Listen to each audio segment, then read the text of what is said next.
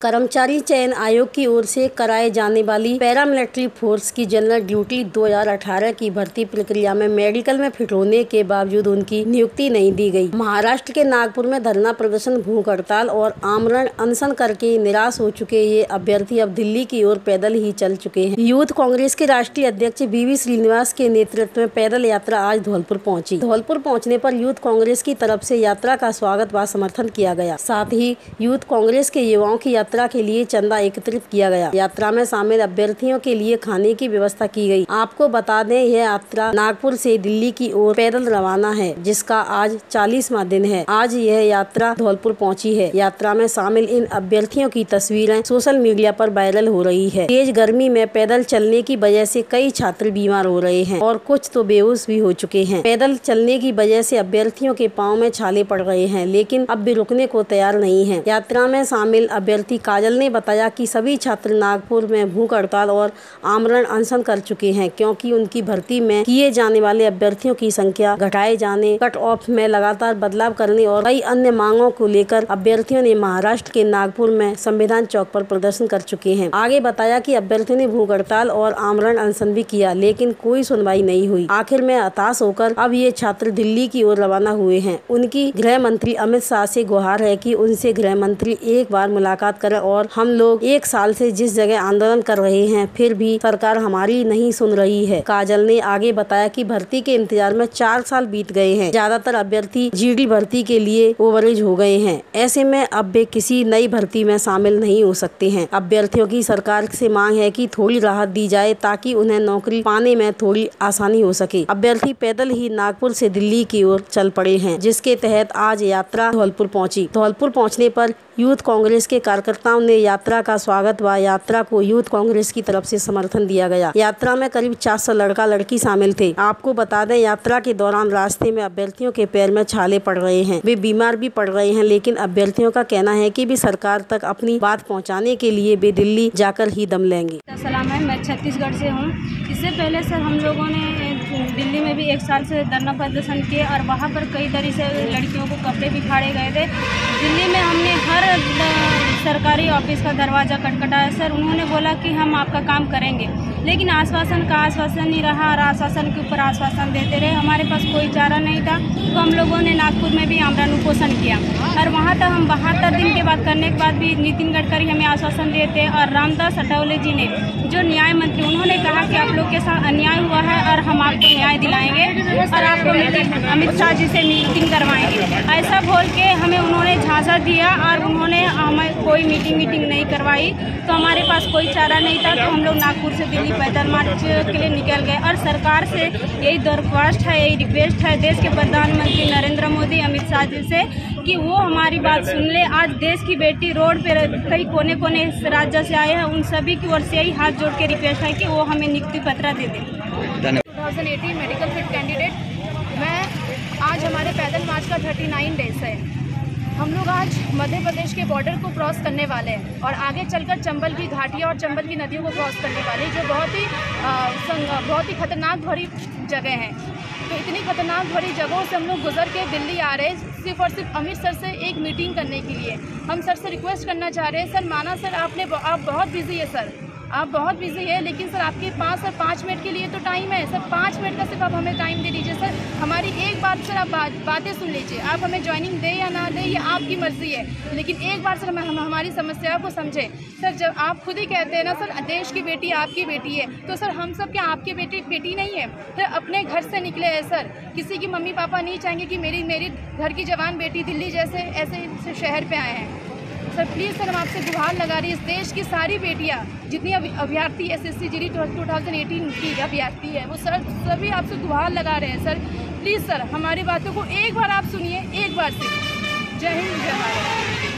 SSC जो भर्ती में जो 5,500 युवा के साथ जो सरकार ने जो धोखा देने का काम किया है, जो 60,000 लोग ने जो इन लोगों का सरकार के तरफ से जो ऑफिशियल कॉपी आए थे, जो अपॉइंटमेंट हुआ था, जो उनका मेडिकल हुआ, सारे टेस्ट हुआ, एग्ज़ाम हुआ, सब कुछ होने के बाद 5,500 लोगों को लास्ट मोमेंट में उनकी लिस्ट से हटा दिया गया है।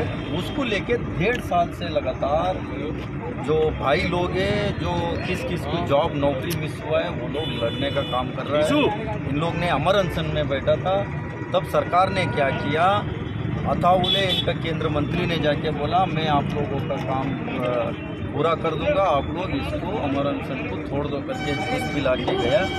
उसके बाद में दोबारा इन लोगों को उनके घर के बाहर गया था, पुलिस को छोड़ के उनको मारपीट करने का काम ये सरकार ने किया। तो अभी क्या कह रहा है, आप अग्निवीर में ज्वाइन करो, अग्निपथ में ज्वाइन करो कह रहे हैं। वो थोड़ी भीख मांग रहे हैं इनसे, सरकार से उनका राइट्स मांग रहे हैं। आप उन लोगों को अपॉइंटमेंट हुआ है तो क्यों नहीं है? वो 55,500 किसको अपॉइंटमेंट किया इन लोगों ने? इन लोगों को हटा किया, वो बताना चाहिए। जब तक वो नहीं बताएगा तब तक हम लोग ने लड़ने का काम करेंगे। ये सारे साथी लोग के साथ हमने अग्निपथ हो, अग्निवीर को लेके देश का युवा साथी पूरा सड़क पे उतराया है, उसको भी लेके हम लोग उनके साथ देने का काम करेंगे। ये बात हम नहीं कह रहे, उनका ही लोग कहता। 1 मैन 1 पेंशन का बात किसने किया? यही लोग किया। 1 मैन 1 रैंक का बात कितने किया था? जो स्कीम ऐसे स्कीम क्या लाया तुम लोग ने? इसमें कोई पेंशन नहीं है, ना कोई रैंक नहीं है। देश का युवा को टेंशन देने के अलावा इसमें स्कीम में और कुछ नहीं। मेरे को लगता है बहुत बड़े साजिश किया सरकार ने। इस देश का युवा को, उनको ज़िंदगी को बर्बाद करने का ये बहुत बड़ी रोड मैप है बीजेपी का। और इस रोड मैप को इन लोग ने किस लेवल पे इस देश का युवा को ख़त्म करना चाह रहे हैं। और ये सारे बचपन से एक सपना देखता है इंडियन आर्मी में ज्वाइन करना, देश के लिए सेवा करो, देश के लिए लड़ाई लड़ो, देश के लिए ऐसा समय आए मैं शहीद हो जाऊँ। ऐसे इंडियन आर्मी का साथ इन लोग ने 4 साल का जो स्कीम लाया है, 4 साल के बाद कहाँ जाएगा? 4 साल के बाद रिटायरमेंट आप दे रहा है 22 साल में, वो करेगा क्या? ये बोल रहे हैं मैं वहाँ नौकरी देगा, वहाँ देगा। मैं राजस्थान का एक आंकड़ा बता रहा हूँ, एक सर्विसमैन 6000 लोगों को अभी तक आप लोग ने नौकरी नहीं दिया है। पहले उनको दे दो ना, उनको ही नहीं दिया, अभी बोल रहे हैं ये अग्निपथ में बाद में नौकरी देगा। कल जिले में ईद उल जुहा के पर्व को शांतिपूर्ण तरीके से संपन्न कराने के लिए पुलिस अलर्ट। जिला पुलिस अधीक्षक श्री धर्मेंद्र सिंह के निर्देशन में जिले भर में पुलिस ने किया पैदल फ्लैग मार्च। गश्त से रखी जा रही सघन चौकसी। कल चप्पे चप्पे पर तैनात रहेंगे पुलिसकर्मी।